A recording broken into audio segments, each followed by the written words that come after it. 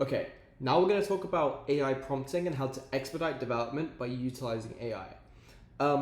In my opinion, and I've spoke to Blake Anderson about this, the reason apps have blown up recently and the reason we've all got very rich and successful off of it is because AI has lowered the barrier to entry significantly.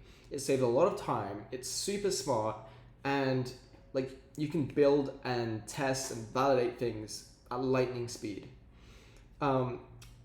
Here is a bunch of ChatGPT prompts that you can use. We'll be using this first one to begin this tutorial, and then there's a bunch of other ones that are very simple, like make a pull to refresh list in SwiftUI, or create a SwiftUI button with a spring bounce animation when tapped. These are all like really simple prompts, but they work.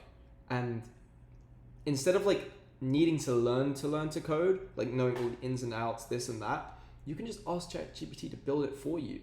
And as long as you have like a fundamental understanding of how Swift and how code works, you can build anything. So we use that a lot in Quitter.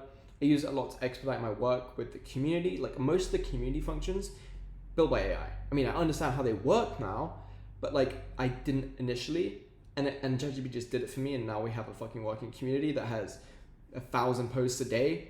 So it really does work.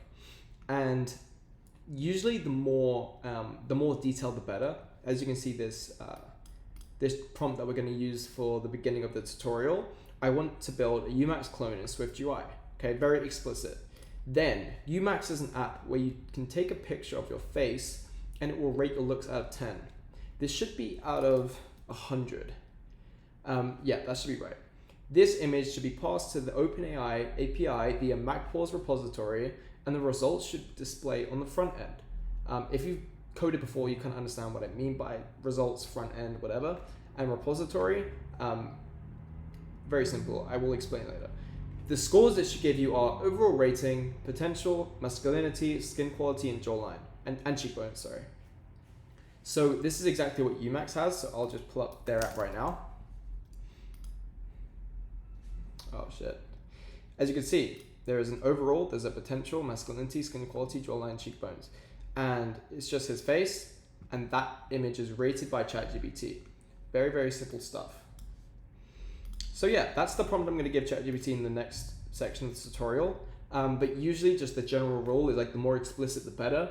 You should always share information about your tech stack. So let's, for example, say I'm using Firebase, or I'm using OpenAI instead of Claude or Gemini. And also, if you copy paste the code into your IDE and it isn't what you kind of expected, or it's not kind of functioning how you want it to function, just say, change this. It's doing one thing, but I want it to do another thing instead. And ChatGPT will be very fast to fix it, and you can like move at lightning speed. And I'm going to show you how fast we can build a Umax competitor right now. So let's get into it.